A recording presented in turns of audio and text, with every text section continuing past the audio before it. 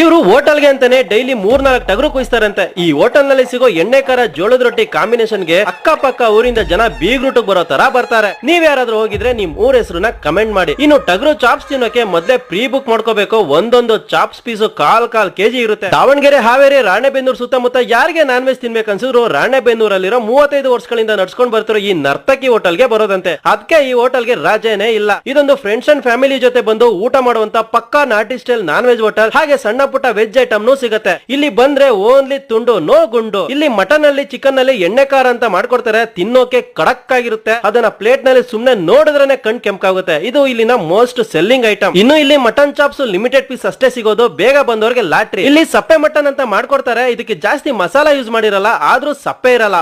ಉಪ್ಪು ಖಾರ ಜೊತೆ ರುಚಿಯಾಗೆ ಇರುತ್ತೆ. ಜೋಳದ ರೊಟ್ಟಿ ಒಟ್ಟಿಗೆ ಬೋಟಿ ಗೊಜ್ಜು ಬೊಂಬಾಟಾಗಿತ್ತು. ರೊಟ್ಟಿ ಒಟ್ಟಿಗೆ ಎಣ್ಣೆ ಖಾರನು ಭರ್ಜರಿ ಆಗಿರುತ್ತೆ. ನಿಮ್ಗೆ ಯಾವ ಕಾಂಬಿನೇಷನ್ ಇಷ್ಟ ಅಂತ ಕಮೆಂಟ್ ಮಾಡಿ. ಈ ತರ ಭರ್ಜರಿ ಮಾಂಸ